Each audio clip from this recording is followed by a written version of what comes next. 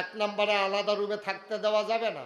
2 নম্বরে দীর্ঘ সময় আব্বা আম্মার কাছ থেকে 15-16 বছর বয়সের বাচ্চাদেরকে যে টিন বয়সটা, টিনেজ কয় যে টিনেজ কয় যে টিন বয়স, 3 কোয়ান থেকে শুরু হয় 13 থেকে 12-এর পরে হলো 13, 14, 15, 16, 17, 18, 19, তারপরে কি 20। এই যে টিন 13 থেকে 19 এই বয়সটা হলো সবচেয়ে ডেঞ্জার। এই টিন লাস্টে দিয়া যেটির ভিতরে টিন আছে ইংরেজিতে 13, 12-এর ভিতরে কি টিন আছে? হ্যাঁ বেড়া চাই আর সকল লাগাইতাম পারলে ভালো আছিল টিন। এই 12-এর ভিতরে টিন আছে রে, টিন আছে 13-এর ভিতরে, 13-এর ভিতরে টিন আছে, 19-এর ভিতরে টিন আছে, 20-এর ভিতরে আবার টিন নাই। এই টিনেজ কয় যে টিনেজ বয়, টিনেজ বা এ গার্ল মানে কি ওই 13 থেকে 19 এই বয়সটারে কয় টিনেজ। এই টিন এজ যেটা, এই বয়সের বাচ্চারা ডেঞ্জারাস হয়, কারণ তখন তাদের ভালো মন্দ বোঝার ক্ষমতা থাকে না, তারা ভালো বুঝে না, মন্দ বুঝে না। এই জন্য তাদেরকে সময় দিতে হবে, তাদেরকে বন্ধু বানাই ফেলতে হবে। আপনি মা, মহিলারা যারা আমার কথা শুনতেছেন, আপনি মা, আপনি আপনার মেয়েকে বান্ধবী বানাবেন। মেয়েটা যেন স্কুল থেকে আইসা বলে, আম্মা আজকে যে আমি স্কুলে গেছিলাম একটা ফলায় আমার একটা সিডি দিতে কইছিল যে তুমি এটা পড়ো, আমি আনছি না। তাহলে মাই কি করতে পারবো, বুঝাই করতেছি গো এটি খুব খারাপ, এটা করে তোর বাহের বদনাম হইব, তোর বাহে মসজিদ কমিটির সভাপতি এইতে সিডি দিব, দিয়া সেটা তাইতে কইব আটটা, আমি তার কাছে সিডি দিছি তাই আমার সিডি গ্রহণ করছে, এরপরে বিয়ার প্রস্তাব আইব, এরপরে কইব তোর লগে সম্পর্ক আছে। আম্মা আমি তো দেখতামও পারি না, কয় হ্যাবলাই কথায় কাম হইতো না। এই যে কথাটি মার কাছে বাচ্চায় কইতে পারবো, কইতে পারলে তখন মায় ভালো পরামর্শ দিতে পারবো। এমনে এমনে এমনে এমনে আমাদের এই টিনেজ বয়সটা, এই যে 13 থেকে 19 এই সময়টা আমরা পাহারা দিয়ে রাখা লাগবে। আজকে এই সময়টাই ডেস্ট্রয় হচ্ছে আমার জাতি। যেই বাচ্চাগুলা আব্বা আম্মার কাজ, হাতের কাজ নেওয়ার কথা, এখন এটি নাক ডাইকা ঘুমায় ফজর পর্যন্ত, হগলে ঘুমেতে উঠে তে যায় ঘুমাইতো, গজব করে দিস। ওই পরিকল্পিতভাবে আমার 3 পার্শ্বে ভারত থাকার কারণে সমস্ত মাদক বর্মা রুডে এবং ইন্ডিয়ান বিভিন্ন রুডে আমার বাংলাদেশে ঢুকতেছে। এইগুলা ঢুইকা পরিকল্পিতভাবে আমার যুব সমাজকে আজকে শেষ করে দিচ্ছে। মুসলমান, এবার আসল কথায় আসো। শেষ কথা যেটা, আল্লাহ তাবারক ওয়া তাআলা কেমন করে মানুষকে ভালো বানাইতে চান, আমি তো আমার মতো করে আপনাদেরকে কিছু পরামর্শ দিলাম। কোরআনুল কারীমে 21 পারা একটা সূরা আছে, সূরাটার নাম সূরা আহজাব, 73টা আয়াত, 9টা রুকু। আল্লাহ কয়, ইয়া আইয়ুহান নবী, হে নবী, আত্তাকিল্লাহ, আপনি ভয় পাবেন শুধুমাত্র, কেবলমাত্র, একমাত্র আমার আল্লাহকে। বলেন সুবহানাল্লাহ। সব একটু কথা কইেন, আমরা ভয় পাবো কারে? জোরে কোন একটু কারে? আল্লাহ। এই ভাই, এই যে ভাই, এই এদিকে তাকাই থাকেন, আমিন কর। আহা, জোরে কর। আমরা যদি ভালো মানুষ হইতে চান, এই মাদক, এই নেশা, এই সন্ত্রাস, এই জুচ্চুর, এই লুটতরাজ, রাহাজানি, পরের ধন নষ্ট, হিংসা বিদ্বেষ, সব কিছু থেকে একটা প্র্যাকটিসিং মুসলিম, পারফেক্ট ইমানদার যদি হতে চান, তাইলে আল্লাহ 1500 বছর আগে নবীজিরে ডাক দিয়া গেছে, ইয়া আইয়ুহান নবী, ও নবী, আপনি যে সোনার মানুষ বানাইবেন কি দিয়া? তাকাল্লাহ, বানাইবেন আল্লাহর ভয় দিয়া। কয় ভয় কি জিনিস? আল্লাহ নবী আবার কয় তাকওয়া হা হুনা, আর তাকওয়া হা হুনা, আর তাকওয়া হা হুনা। এই আমার উম্মত, এই ভয় থাকে এই জায়গাটাতে, এই কলজারার ভিতরে আল্লাহর ভয় থাকে। আল্লাহ দেখেন কি, আল্লাহ একবারও কয় না ফির সাবরে ডরাইও, একবারে কয় না নেতারে ডরাইও, একবারও কয় না আম্মারে ডরাইও, একবারও কয় না আব্বারে ডরাইও, কয় ডরাইও আল্লাহর। কেন কয়? এই কারণে কয় যে আপনি ফির সাবরে যদি ডরাইতেন, কয় তো ফির সাব নাগাইশের ফির সাব আইয়া পড়ছে হন ফতেহাবাদ, নবাবগঞ্জ, এখন নবাবগঞ্জ যাইয়া পড়ছে নাগাইশের হিসাবে। এখন আমার মুরিদ মনে করেন আছেন এই নাগাইশ, তো আমারে ডরাইতো কইলে তো হেবারা তো জানছে আমি এখনও আছি, তো হেবারা আমার ডরানোর দরকার, আমি গেলে এনে আবার ডরাইতো। আমি এখনও হেবারা যা মন্ডায় ধরে তা করতে পারবো, আমি তো আর দেখতাম না। আপনি গেছেন ঢাকা, মায়ের রইছে ফতেহাবাদ, কুটনা, নবাবগঞ্জ। এখন আপনার আল্লাহ কইছে তোমার মারে ডরাইও, ডরাইয়া লাভ হইব কি? আপনি তো ঢাকা, মায় হইলো বাইক, তো মায় তো আর দেখে না। কইছে নেতারে ডরাইও, নেতাই রয়েছে ঢাকা, কর্মী রয়েছে কুমিল্লা, তো ডরাইয়া লাভ হইব কি? এর লেগা আল্লাহ কয় না না না না না না, পিসাব না, লাটসাব না, নেতা না, মন্ত্রী না, এমপি না, কাউরে না ডরাইবা, কেবলমাত্র শুধুমাত্র একমাত্র আল্লাহরে। কারণ তুমি নিকষ কালো অন্ধকার রাতে, গভীর রাতে তুমি যদি লুকাইয়া লুকাইয়া একটা গুনাহ করো, কেউ দেখুক আর না দেখুক, আমার আল্লাহ দেখার বাকি থাকে না, ঠিক কিনা? মাহফিল হইলে এখন তুমি চাইয়া রইছ, হ্যাঁ তো ঘুরে আমিন ভাইও, তাইলে আপনি সোনার মানুষ হবেন, সোনার মানুষ হয়ে যাবেন। আপনি আল্লাহরে ডরান। এইরকম ডর কারা ডরাইছে?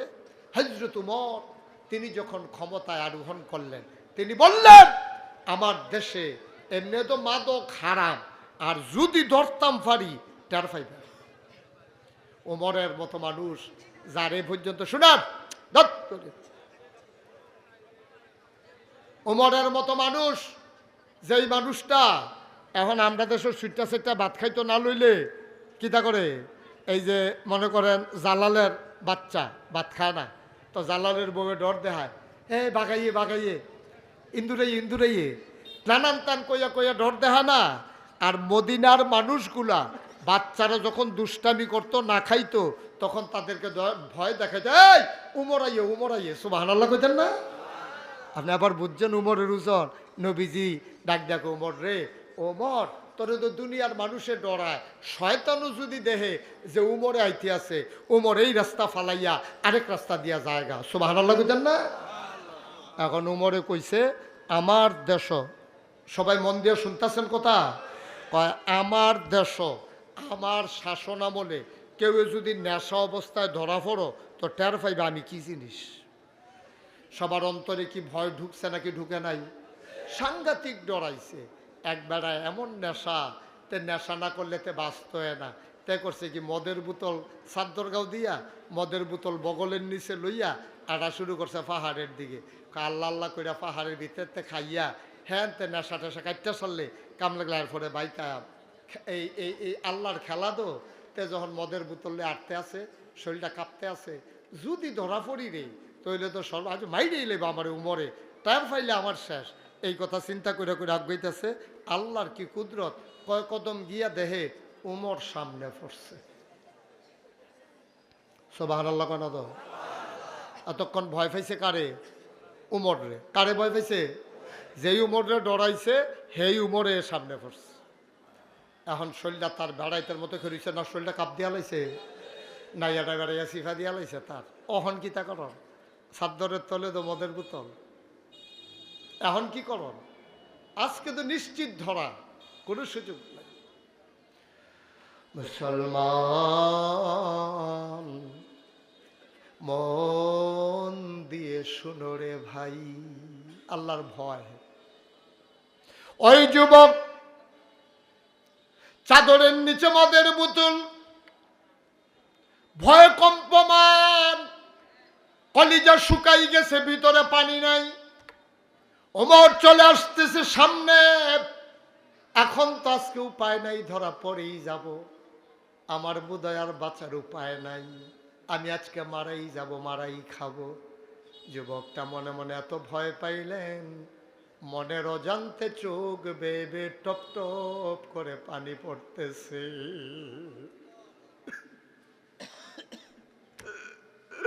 যুবক বলে বলে গো আল্লাহ, ও আল্লাহ, সব শক্তি যেখানে শেষ, তোমার শক্তি সেখানে শুরু।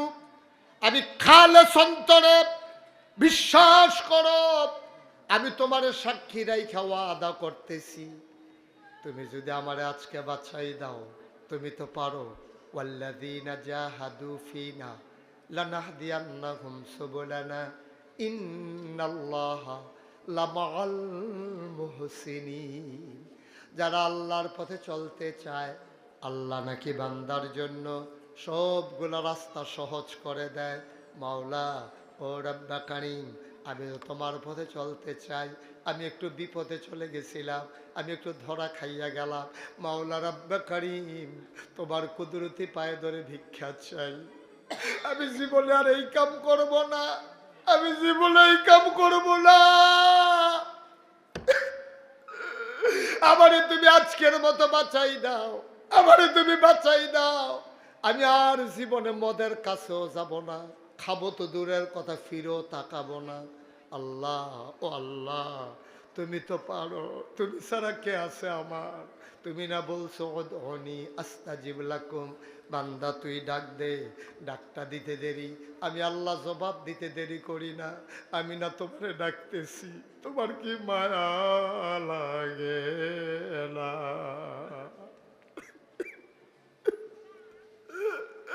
আমি না তোমারে ডাকতেছি, মাওলা আমারে বাঁচাও। উমর সামনে পড়ে গেছে, উমরের হাত থেকে বাঁচার কোনো উপায় নাই, গাল বেয়ে টপ টপ করে পানি পড়ে। আল্লাহ পারে নাকি পারে না? বাঁচাইতে আল্লাহর যদি মন চায় পারে নাকি পারে না? কান্নাটা আল্লাহর কাছে এত পছন্দ হয়েছে, আল্লাহ এত পছন্দ করলেন, চোখের পানি তার টপ টপ করে পড়তেছে। আল্লাহ তার মনের ভিতরে একটা বুদ্ধি দিয়া দিলেন। এবার উমরও সামনে চলে আসছেন।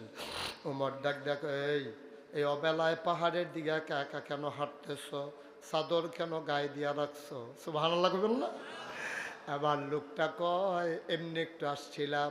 কয় চাদর খুলো দেখি, চাদর খুলো, চাদরের নিচে কি?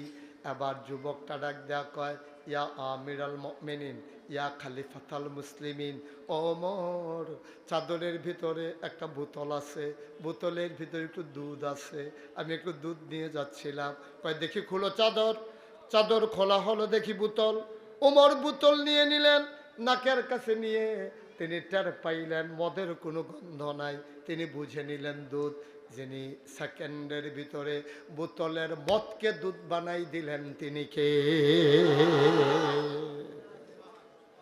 আজকে তুমি নিয়ত করো যুবক, ও কলজার টুকরা যুবক, তুই তো মা ছিলস না, তোর মা তোর জন্য কিটা করছে?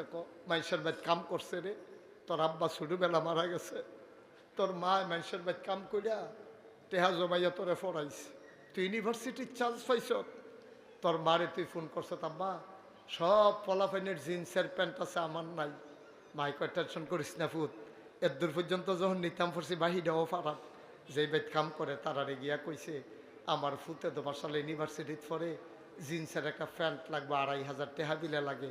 কয় টেনশন করো না, তুই জিন্সের টেহার কথার নাম কইয়া 2500 টেহা নিয়া তুই ঢাকা ইউনিভার্সিটির বিভিন্ন গোপন জায়গায় বৈশা বৈশা ঢাকা শহরের বিভিন্ন অলিতে গলিতে তুই মাদক খাস, তুই মায়ের কথা ভুলে গেছস, তোর মায় কাম কইরা টেহা পাঠায় আর তুই গিয়া নেশা করস। আব্বা একদিন বুঝবি যেই দিন তুই বাপ হইবি, এখন তো তুই বাপ হস নাই, তো এখন যেদিন বাপ হয়ে যাবি ওই দিন বুঝবি। আমরা সবাই মিলে ইচ্ছে করলে আমার সমাজটাকে বদলে দিতে পারি। কলিজার টুকরা যুবক, অনুরোধ করে বলে যাই, আদর করে বলে যাই, মায়া নিয়া বলতেছি, তোমাদের যারা যুবক আছো, যদি ভুলে বন্ধুর পেছে পড়া, শয়তানের কুমন্ত্রণায় পড়া, নফসের তাড়নায় পড়া যদি ভুলটা করে থাকো, আল্লাহর হস্তে আজকে এই মুহূর্তে ওই উমরের সামনে পড়ে যুবক যেমনে ওয়াদা করেছিল, যেমনে তওবা করেছিল, আজকে এই মুহূর্তে তওবা করো, আল্লাহ তোমার ভাগ্য বদলে দেবে। ঠিক কিনা কর? মানুষ কির সালাউদ্দিন আজিজা কয়, কার কথা জিগান? আমি বলি, তোমরা গ্রামের হেইবাড়িটা কয়, তারাও আমরারে মানুষ কয় না, আমরাও তারারে মানুষ কই না। মানে কি, মানুষ বালা না, এটার বুঝনের বাহি নাই। ওখানে আমরা যে তারারে মানুষ মানুষ কই, আমরা যে তারার আনসার দেওয়া ধরতাম চাই ভাই ভাই কই, না হইলে হো আমার এই ফিটা দিয়া হ্যাঁ, তো যখন গিয়ে চাষার গরু ঢুকিয়া জাগা পায়, এই চাষায় কি আমার বন্ধু না শত্রু? আমার এই ফিডুইন ব্যাপারে তোমার এখনো জায়গা পায় কেমনে? আমার দেশে যারা আজকে খুন করে, তারা দৌড়তে বুচ্চুর করে ইন্ডিয়াকে ঢুকেলায়। আমার দেশে যারা অন্যায় করে দৌড়তে গিয়ে ইন্ডিয়া ঢুকেলায়, আর হ্যাঁ তারা ওকে আদর করে যত্ন করে রাহে। আমরা ওকে ব্যাহতার, আমরা কি এত ব্যাহতা? আমরা নইলে বুঝি না আর কি, আমরা কি ওকে এত বুঝি না? আপনাদের দূর বুঝার মতো ক্ষমতা আছে। সুতরাং আমার অনুরোধ, কলিজার টুকরা যুবক রে, তোরা আমি কলজা এটা করে না আমার ফেলছে কলজার টুকরা যুবক, আমি তোরা কলজা দিয়া মায়া করি। এই কলজাটা যদি কাটটা দেখাইতাম পারতাম, দেখলো লাইনে লাইনে খালি যুবক যুবক লেখা। কারণ আমি জানি এখন যৌবন যার, যুদ্ধে যাবার শ্রেষ্ঠ সময় তা। যৌবন ছাড়া কিছু করা যায় না, টেম্পার নাই। ওনারা যদি আমি কই দুলাভাই আপনি একটা দৌড় দেন, উনি কইব যে আপনি যান আমি আইতে আসি। আর আমি যদি ফলাফেনে কই দৌড় দে, ফলাফেনে কইব হুজুর আমরা যাইতে আসি আপনি আইয়েন। ঠিক কিনা কম? তাহলে আমার ছেলেরা যদি এখন একটু বুঝে যায়, আমার ছেলেরা যদি একটু সচেতন হয়ে যায়, আমার বাংলা সোনার বাংলা হয়ে যাবে। সুতরাং আমরা যেই নেশা, যেই মাদক আল্লাহ হারাম করেছেন, আরাম না হারাম? আমার কতক্ষণ আরাম না হারাম? যেই মাদক নেশা আল্লাহ হারাম করেছেন, এই হারামের কাছে আমরা যেহেতু কুত্তার গোশত খাই না, আমরা যেহেতু শুয়োরের গোশত খাই না, কেন? এগুলা হারাম।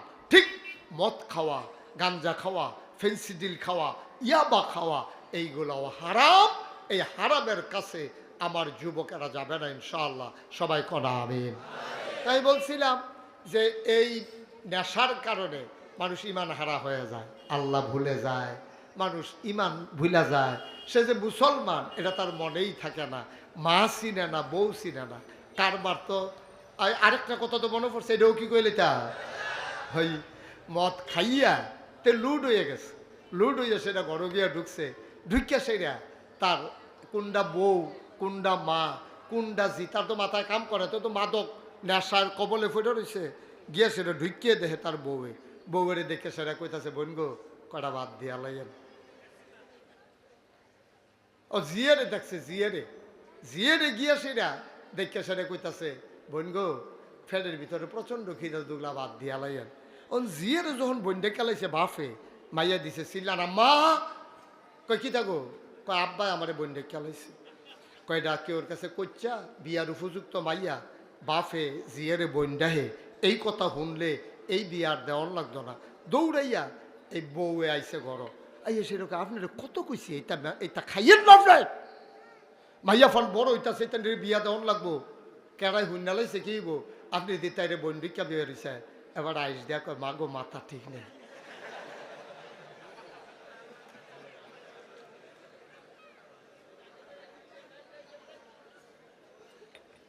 আব্বা কদ্দুর চিন্তা করতেন না? ও কলজার টুকরা যুবক, কদ্দুর চিন্তা করতি না? আমরা জীবনটা কি এরকম রে? আমরা কি জীবনটার হিসাবটা মিলাইছি কেমনে? এই যে আমি মুস্তাক ফৈজ শুরু আসলাম, আস্তে আস্তে বড় হয়েছি, লেখাপড়া করছি, বিয়া শাদী হয়েছে, বাচ্চা কাচ্চা হয়েছে, আমার বাচ্চাটারা আবার বিয়া করার নানাত করইব, এখান লয়ে রই দেবো ইয়া খেলাম, তারপরে আমি একদিন মরে গিয়া আবার এইখান দাদা হইব। এই হইলো আমরার জীবন না আব্বা, এটার নাম জীবন না। অনওয়াবগঞ্জের মুসলমান কলিজার টুকরা যুবক, মাগরিবের পরে মাহফিলকে তোমরা সার্থক সুন্দর করে দিয়েছ, মাহফিলকে তোমরা জনসমুদ্রে পরিণত করে দিয়েছ। এত মানুষ লাগে না সমাজ বদলাইতে।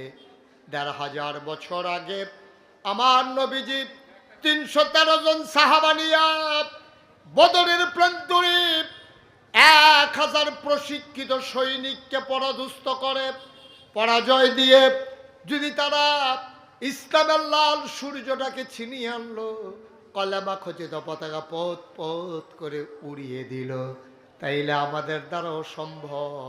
এত মানুষ লাগে না আব্বা।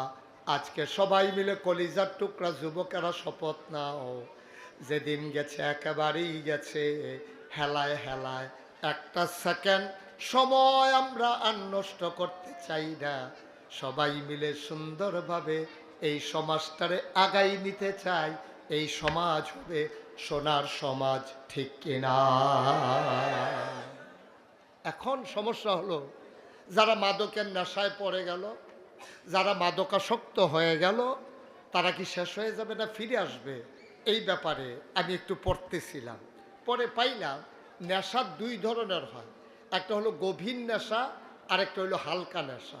একেবারে খুব গভীর, আপনি তাকে রিহ্যাব সেন্টারে নিয়ে যেতে হবে। তাকে যেখানে আপনার ছেলে যদি এমন হয় যে সে মাদকের সাথে এমনভাবে জড়াই গেছে, সে ফেন্সিডিল ছাড়া থাকতে পারে না, নিজের শরীরের গুস্ত নিজে টাইনা ছিঁড়া ফেলায়, নিজের চুল নিজে টাইনা ছিঁড়া ফেলায়, তার অবশ্যই চিকিৎসা করতে হবে। আর যদি এমন না হয়, তাকে দিনই পরিবেশে তাকে বড় করতে হবে।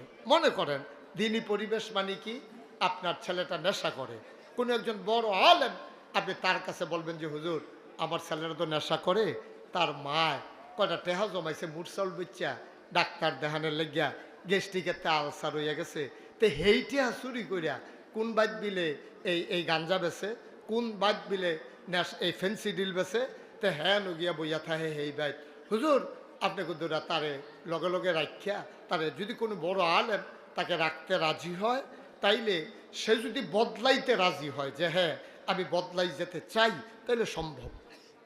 তারে ভালো সঙ্গ দিলে, ভালো পরামর্শ দিলে সে বদলে যেতে পারে। এই ক্ষেত্রে সবচেয়ে বড় দায়িত্ব হলো মা, বাবা, ভাই, বোন, এই চারজন কোনো মাদকাসক্ত ছেলেকে নার্সিং করতে হবে। 24টা ঘন্টা তাকে আপনার নজরে নজরে রাখতে হবে, সে কই যায়, কার সাথে মিশে।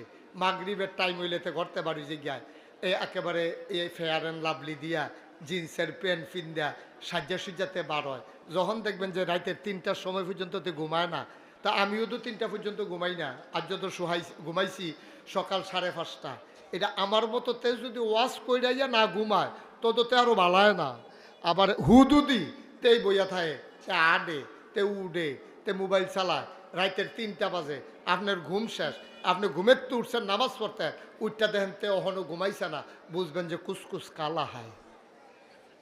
নমুনা খারাপ, নমুনারা বেশি সুবিধার না। এই জন্য উঠতি বয়সের বাচ্চাদেরকে, ছেলে হোক মেয়ে হোক, কয়েকটা কথা বলি খুব মন দিয়ে শুনেন। 1 নম্বরে আলাদা রুমে থাকতে দেওয়া যাবে না, আলাদা কোনো রুমে থাকতে দেওয়া যাবে না। 1 নাম্বার কাজ হলো আপনি আলাদা কোনো রুমে থাকতে দেবেন না। যদি হ্যাঁ বাচ্চাটা আপনার ছেলে 15-16 বছর বয়স, তারে যদি আলাদা রুম দেন, কিন্তু দরজা বন্ধ করে সে ঘুমাইতে পারবে না, সে ঘুমাইতে হবে দরজা খুইলা। কথা কি বুঝতেছেন আমার? যে আমাদের মাঝে বাংলাদেশ জামাত ইসলামী কর্তৃক মনোনীত এই দেবিদ্বারে যিনি সংসদ সদস্য প্রার্থী সামনে আমাদের সাইফুল ইসলাম শহীদ ভাই, তিনি আমাদের মাঝে এসে হাজির হয়েছেন, বলেন আলহামদুলিল্লাহ। তিনি আপনাদের কাছে একটু দোয়া নেবে, আমি সুযোগ করে দেব ইনশাআল্লাহ। আমরা এই বাচ্চা এই বসো, ওমা কি দাঁড়ি বুঝছে না, হ্যাঁ বুঝছে। মোবাইলটা বন্ধ কর, লাইটটা বন্ধ করো। ওই যে কথাটা কইতাম ইসলাম, আপনার বয়স, আপনার ছেলের বয়স 15-16 বছর, তাই যদি আলাদা রুমে হুতো চায় তো ঘুমাও, কিন্তু সাবধান রাতের বেলা দরজা বন্ধ করে ঘুমাইতে পারবে না, এটা আপনি দেবেন না, নট অ্যালাউ। রাতের বেলা 15-16 বছরের ছেলে যারা অথবা মেয়ে, তাদেরকে দরজা বন্ধ করে ঘুমাইতে দেওয়া যাবে না। সে দরজা খুলে ঘুমাবে, পাশের রুমে তার আব্বা আছে, যে কোনো সময় তার রুমও ঢুকবো, ফুতের রুমও বাফে ঢুকবো, তো দরজা বন্ধ করে ঘুমাইতো কে রে? তইলে তে যেহেতু দরজা বন্ধ করে, তইলে বোঝা গেল তার কোনো না কোনো একটা মতলব আছে। নাহলে তো দরজা বন্ধ করে কি আছে, ঘর তো একটাই, মেন দরজা তো আমরা বন্ধ করে আলোছি, তুই ভিতরটা আবার বন্ধ করিস কি তুই? এটা করতে দেওয়া যাবে না, ছেলে হোক মেয়ে হোক, বন্ধ করতে দেওয়া যাবে না। 2 নম্বরে মাদক থেকে যদি এই সমাজকে ফিরিয়ে আনতে হয়, 2 নম্বরে যেই কাজ, এই কাজটা হলো একাকী সন্ধ্যার পরে অথবা দিনে একা একা দীর্ঘ সময় আপনার বাচ্চাকে ঘরের বাইরে রাখা যাবে না। ছেলে সহালে বাড়িছে, দুপুরে খাওয়ানোর খবর নাই, একবারে মাগরিবের পরও আইসে না, তে রাতের 12টার সময় আইসে, সারাদিন আসিল কো, খাইছে কো, আপনি খবর লন না, তে কইছে যে বন্ধু বান্ধবের লোকে খাইয়া লাইছি না, আমার গড় রান্না হইছে, তার মায় রাঁধছে, তে বাইরে খাইতো গেরে। এই জিনিসগুলো আমরা যখন খামখেয়ালি করবেন, তখনই বুঝবেন যে সমস্যা, নিদারুণ সমস্যা শুরু হয়ে গেছে। আল্লাহ তোমাকে বদলে দেবে, কোনো চিন্তার দরকার নাই ভাইয়েরা, কিছু কইরা যাইয়েন। এই যে আমার আদরের জালাল, আমার আদরের আমার ভাগনাদি মহিউদ্দিন, জালাল, তারপরে গিয়া সালাউদ্দিন, এটা নিয়ে মিল্লামিশা এলাকার মানুষের লইয়া, বনজামাইরে লইয়া, আমার বাগনি জামাই, তারপরে সবাই মিল্লা জিল্লা আপনারা লইয়া এই যে একটা মাহফিল করার কারণে আজ আমি এই কথাটি কইতাম পারছি, আপনারা শুনতে পারছেন। আমার যুবকগুলা বদলাইতেছে, তারা মনে মনে চিন্তা করতে আছে। এটা একটা বিরাট সুযোগ। ইচ্ছে করলে আপনি সমাজটাকে বদলে দিতে পারেন। অহন বাংলাদেশও 250 টাকা হইলে একটা বালা কম্বল পাওয়া যায়, মাত্র 250 টাকা হইলে সুন্দর কম্বল পাওয়া যায়। এই গ্রামও কেড়ায় শীতের ভিতরে রাতের বেলা ঘুমাইতে পারে না। আমার জালালে, আমার সালাউদ্দিনে, আরও ফোলাফান্ডিরে লইয়া সবাই ইমাম সাহেবরে লইয়া একটা তালিকা করুক, দেখবেন 20 জন মানুষও পাইতো না যেই মানুষটি একটা কম্বলের লিগা ঘুমাইতে পারে না।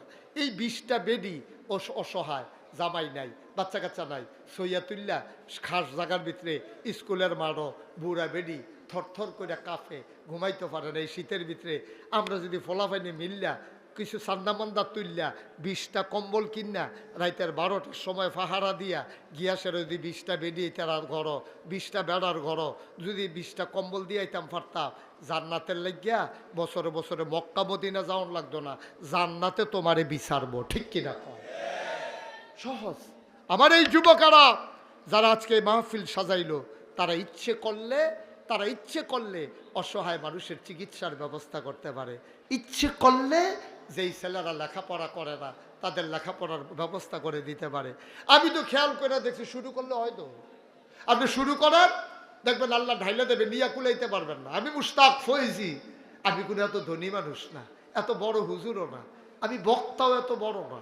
তো বলে হুজুর আমরা দিয়ে আপনার ওয়াজ শুনতাম, আই তো বড় না হইলে এতদিন আইসি কিতা, আমরা বড়র দরকার কি? আমরার ভিতরে একটা মহব্বত আছে। আমি মুস্তাক ফয়েজি আইলে আপনারা যে হগলে দৌড়াই আইয়া পড়ে, এটা হলো খাতির, এটা হলো একটা টান, এটা হলো একটা ভালোবাসা। আমি খুব তাল গাছ একটা লাট সাপ এর লাগিয়া না। ঠিক কিনা কর? এই আন্তরিক মহব্বতে আমরা চেষ্টা করলে অনেক কিছু বদলে ফেলতে পারি। কারণ আপনারা যে আমারে চিনেন, আমার যে মানুষে চিনে, কবে বিলে আমি জালাল, কবে বিলে আমি কিতা কইসলাম একবার এই মাহফিল, হেইটা আমারে আরো ওখান বুর্খা গাও দনের বাহির হইছে বেড়া, যে একটা বিপদে আছি। গত বছর শহীদ ভাই হজ গেছি, মেসফালা আমি দাঁড়াই রয়েছি, এমন টাইমে সৌদি আরবের ছোটো বাচ্চা তার আম্মারে টাইম না আমার কাছে না খেলা করাইছে। আমি তো কই হয়েছে আজ যে খাইছি ধরা, আজ যে কি বিপদ রে আল্লাহ জানে। এটা কাছে না সেটা তার আব্বা আমারে দেহাই আঙ্গুল দিয়া কয়, মুরব্বী মুরব্বী। আমি বেড়া তোরা ডরে বেড়া আইয়া পড়লাম সৌদি আরব। হ্যাঁ আইয়া বেড়াইয়া তোরা আমারে গেরাও দিয়া লাইছ, কিতা কইতাম রে। পরে কি হলাম, আমিও আইস দিয়ে গেছি গে আর কি। ভাইও পরিচয় যার বেশি তার দায়িত্বটাও বেশি। আমি ফির সাহেব হিসাবে আমার যত দায়িত্ব, আপনার সাধারণ মানুষ হিসাবে এত দায়িত্ব না। শহীদ ভাইয়ের যেই দায়িত্ব, সাধারণ একজন ভোটারের এই দায়িত্ব না। একটা ইমাম সাহেবের যেই দায়িত্ব, মুসল্লির কোনো এই দায়িত্ব না। একটা এমপি হইলে যেই দায়িত্ব, সাধারণ একজন মেম্বারের দায়িত্ব না। এই চিন্তা থেকে সারাটা বাংলাদেশও যেহানো যায়, গিয়া দেখি মসজিদ আছে, মাদ্রাসা আছে। চিন্তা করলাম, আরে আল্লাহ যখন আমার একটা পরিস্থিতি দিছে, মানুষের যখন আমার এই সিনে একটা কারবার গড়াই দেয় বাসিয়ার বড়ি, চিন্তা করলাম যে ফ্রি একটা টাকাও নেব না, একটা ফ্রি হাসপাতাল করে দেবো ইনশাআল্লাহ। সবাই কনা আমি সেই চিন্তা করে আমার ইঞ্জিনিয়ারদেরকে ডাকাইয়া আমি বিরাট বড় একটা প্ল্যান কইরা আমি যখন চিন্তা করলাম যে একটা হাসপাতাল করাম ফ্রি। হাসপাতাল হলো 21,000 স্কোয়ার ফিট, প্রায় 50 শতক জায়গা আমার হাসপাতালের ভিতরে ঢুকিয়া গেছে। আবার বুঝেন কি কারবার, দোতলায় 3 তলায় মসজিদ, এক লগে নামাজ পড়বো 6,000 লোক। মার হাবা কইতেন না? 6,000 লোক এক লগে নামাজ পড়বো, আর নিচতলায় ফ্রি হাসপাতাল। আমি যখন এটার কাম শুরু করছি, আমি সত্য ডরাইছি।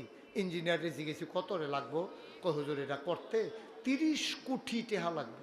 আমি কোস কিতা বেড়া, এত টাকা আমি পাই আমকো, হুজুর সাহস কইরা নামেন। তখন আমি একটা নিয়ত করলাম, আমি মুশতাক ফয়েজি 1 বছরে মাহফিল কইরা যত টাকা হাদিয়া পাই, পুরো 1 বছরের হাদিয়া আমার মসজিদ আমি দান করে দেবো ইনশাআল্লাহ। আমি ড্রাইভারের বেতন, তেল খরচ, পরিবারের খরচ বাদ দিয়া 1 বছর আমি জামাইছি 25 লাখ। কয় লাখ? কথা কয় না, কয় লাখ? 25 লাখ টাকা দিয়ে শুরু করছি। আর আজ যে আমি আপনারা এখনো আওনের আগে মাদ্রাসাত বইয়া চাইছিলাম কয় টাকা খরচ করছি, চাইয়া দেখি 6 কোটি 23 লক্ষ টাকা আজকে 2025 সালের 19শে ডিসেম্বর পর্যন্ত 6,23,00,000 টাকা